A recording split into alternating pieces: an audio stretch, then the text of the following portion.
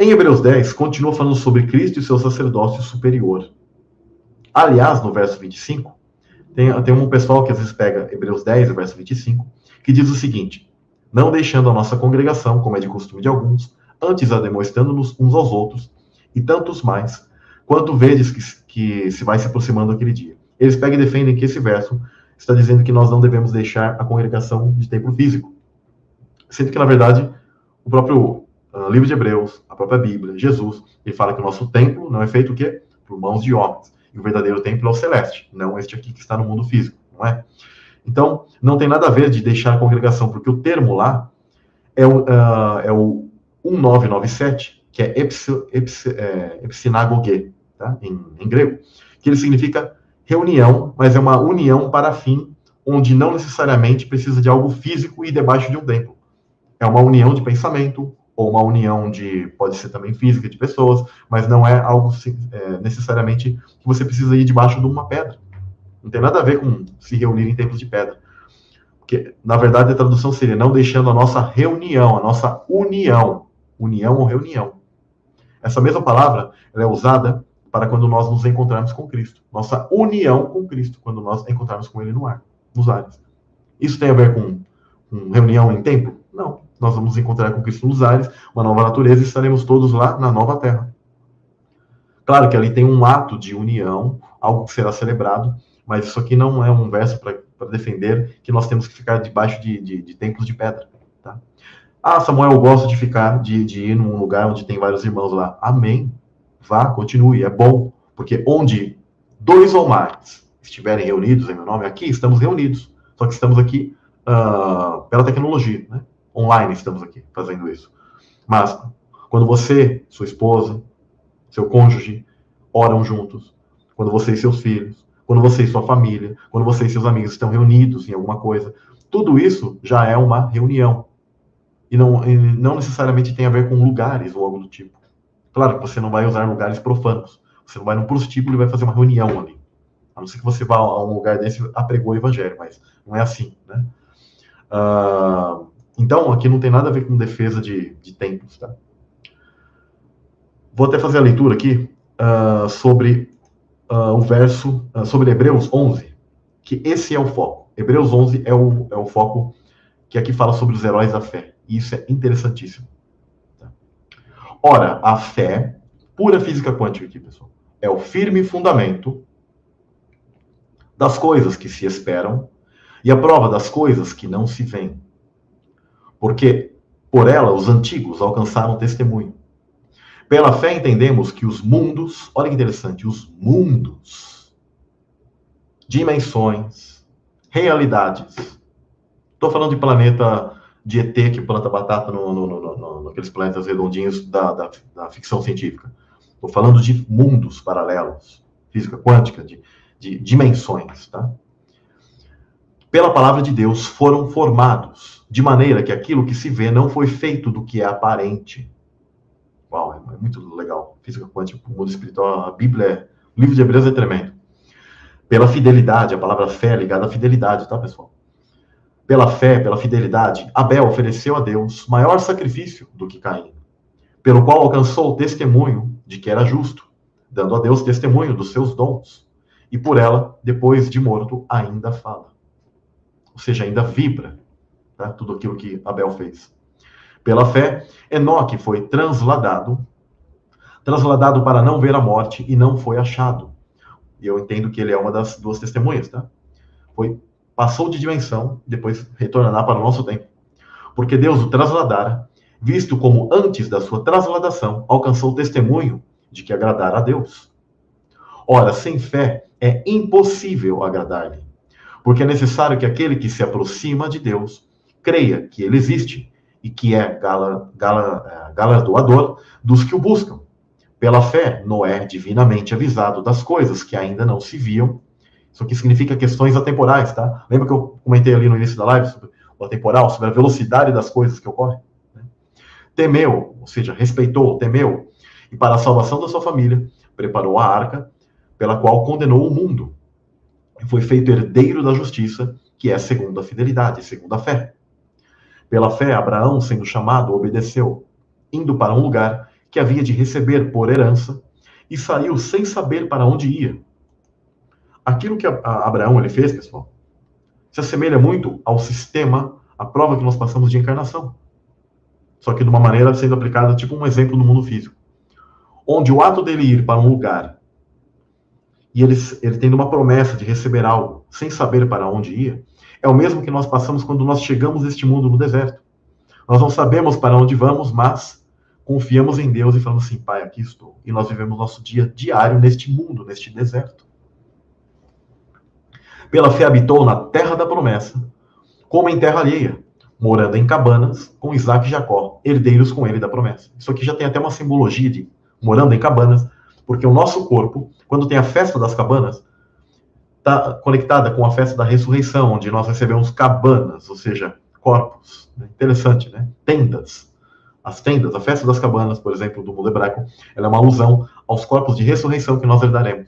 E aqui ele está mostrando que ele, morando em cabanas, seja em corpos terrenos, temporários, ficou aqui, mas eles eram herdeiros de uma promessa de herdar o que é. O que é essa terra prometida? A nova terra.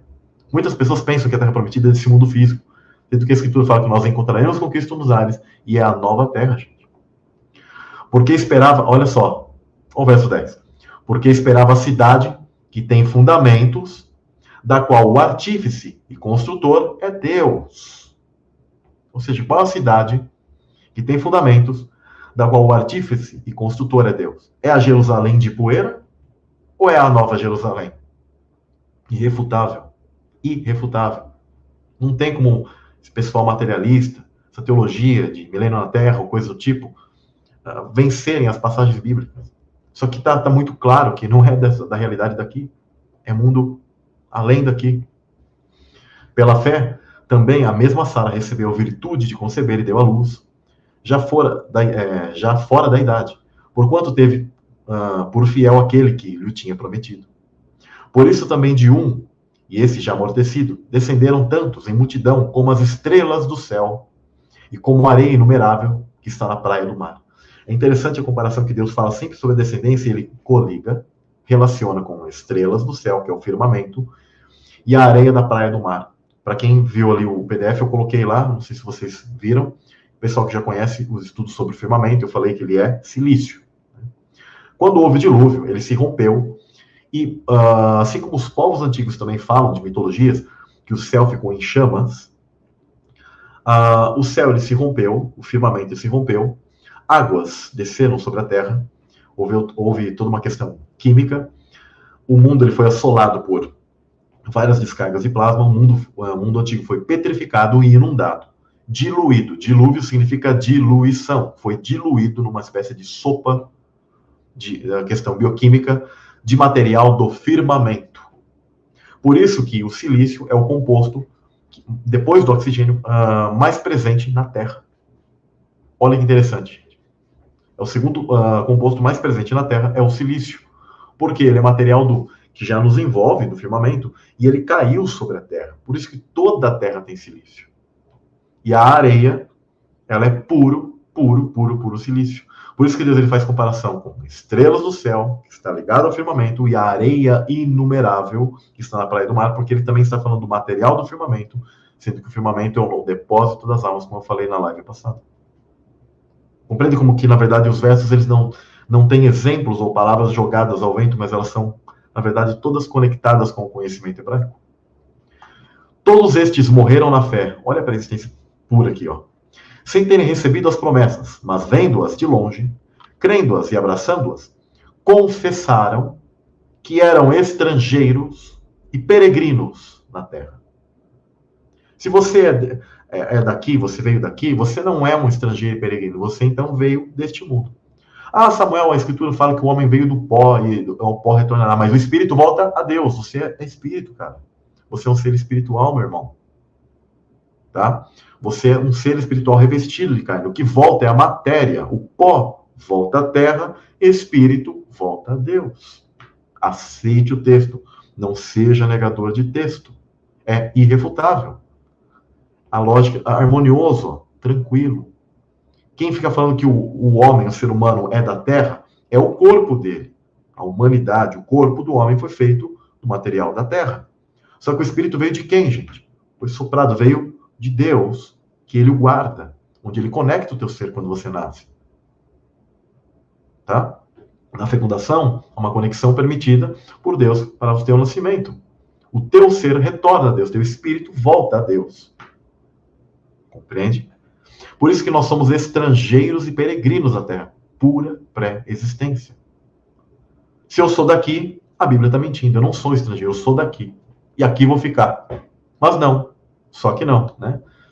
Nós vamos sair daqui. Somos estrangeiros e peregrinos na terra. Porque os que isto dizem, claramente mostram que buscam uma pátria.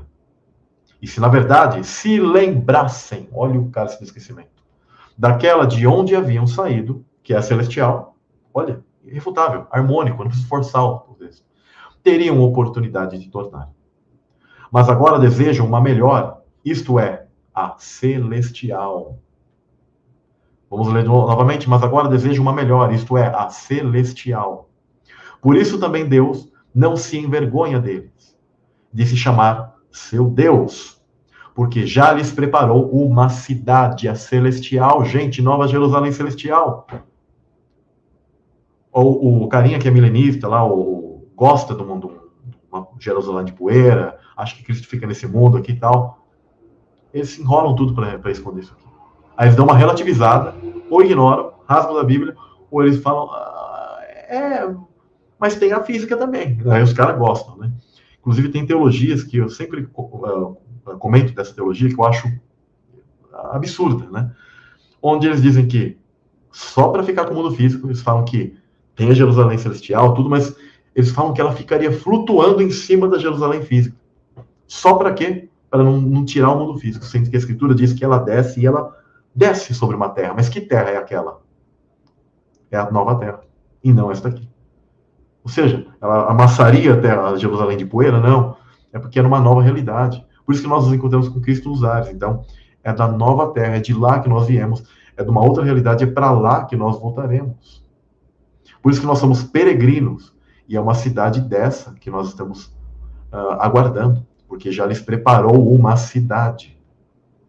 Pela fé, ofereceu Abraão a Isaque quando foi provado. Sim, aquele que recebeu as promessas, ofereceu o seu unigênito. Aqui tem uma coisa interessantíssima. Alguns dizem que nós não somos filhos de Deus, e que o único filho de Deus legítimo seria Jesus, porque ele é chamado de unigênito. Só que pasme você, que talvez não lê a Bíblia, não estuda, ou não quer compreender os textos de maneira harmônica, que Isaac também é chamado de unigênito, o mesmo termo para Jesus. E aí eu te pergunto, você, meu amigo, Isaac, ele era filho único? Teve, inclusive, alguém antes dele, neste mundo físico? Teve. Que era Ismael. Então, ele não era o filho único. E unigênito significa o quê, então, Samuel? Único gerado do tipo, com uma missão do tipo. Então, quando Jesus é chamado de unigênito, significa que ele é o único com a missão e gerado para tal questão. Não que ele é o único de filho, que Deus só tem um filho, que todos os outros são, sei lá, qualquer outra coisa. A Escritura assume e fala que nós somos filhos de Deus. E aqui Isaac, ele é chamado, e ele prefigura, inclusive, Cristo, de unigênito, mas por causa da missão dele. Da mesma maneira, Cristo também. Tão simples. Não preciso forçar o texto, não preciso negar textos. Mas os negadores de textos, eles não vão aceitar, vão dar uma relativizada nisso aqui. Sendo-lhe dito, em Isaac será chamada a tua descendência, considerou que Deus era poderoso para até dentre os mortos o ressuscitar. Ou seja, Abraão sabia que Deus o ressuscitaria se ele morresse. Mas no final ele fala, não o mate. Olha que interessante. E daí também, em figura, ele o recobrou. Pela fé, Isaac abençoou Jacó e Esaú, no tocante às coisas futuras. Pela fé, Jacó, próximo da morte, abençoou cada um dos filhos de José, e adorou encostado à ponta do seu bordão. Pela fé, José, próximo da morte, fez menção da saída dos filhos de Israel e deu ordem acerca dos seus ossos. Isso aqui é interessantíssimo, pessoal. Eu até anotei algumas coisas aqui sobre os ossos de José. Em Gênesis 50, 25, diz o seguinte: E José fez jurar os filhos de Israel, dizendo, certamente vos visitará Deus, e fareis transportar os meus ossos daqui. Em Êxodo 13, 19 está escrito, E Moisés levou consigo os ossos de José, porquanto havia este solenemente ajuramentado os filhos de Israel, dizendo: certamente Deus vos visitará, fazei, pois, subir daqui os meus ossos convosco. Em Josué 24, Êxodo 13, 19, tá? Foi o que foi dito aqui de Moisés, tá? Em Josué 24, 32, diz o seguinte: também os ossos de José, que os filhos de Israel trouxeram do Egito, foram enterrados em Siquém, naquela parte do campo que Jacó comprara aos filhos de Emor, pai de Siquém, por 100 peças de prata, e que se tornará a herança dos filhos de José. O termo Siquém é traduzido como ombro, porção ou encaixe. Olha que interessante, junção, encaixe. Ou seja, naquela região de Siquém há um encaixe dimensional, uma ombreira, um portal dimensional. E os ossos de José significam, e aludem a Cristo, significam que o seu ser espiritual foi transportado de um lugar para o outro, no caso, para a própria terra prometida, e que o seu repouso seria ali, significando que os filhos de Deus serão, a sua natureza espiritual será transportada para a verdadeira terra, e um dia nós estaremos ali, e teremos o nosso repouso ali. Olha que interessante a alusão e o porquê disso, porquê desses significados, dessas profundidades.